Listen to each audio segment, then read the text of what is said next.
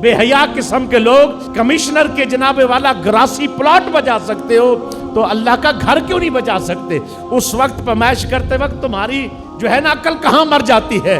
مساجد گرانا ان کا مشن ہے کیونکہ یہ ہندوؤں کی اولادیں ہیں، مساجد بنانا اور بچانا ہمارا مشن ہے کیونکہ ہم صحابہ کی اولادیں ہیں۔ انہوں نے چرچ بنائے، کرتارپور جائیں آپ کو لگے گا ہی نہیں کہ آپ کس جگہ پہ آ گئے، لگے گا دبئی ہے، امریکہ لگے گا، آپ کو پاکستان کا حصہ نہیں لگتا۔ روڈ ایسے بن گئے، گارڈز ہیں وہاں، سیکورٹی سسٹم ہے، لمحے برابر کے لیے بجلی نہیں جاتی، سارا کا سارا کچھ فری ہے، فری۔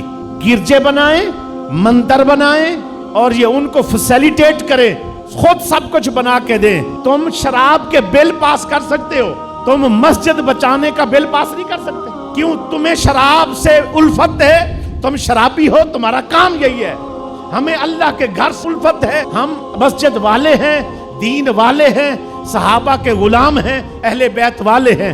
تم اپنے مشن پہ لگے رہو، ہم اپنے مشن پہ لگے رہے ہیں۔ یہ ان کا مشن، اپنا مشن پورا کرے۔ یہ 4 دن کی زندگی ہے، پہلے بھی آئے، مٹ گئے، ذلیل ہو گئے، کوئی کہاں ذلیل ہو کے پڑا ہے، کوئی کہاں ذلیل ہو رہا ہے۔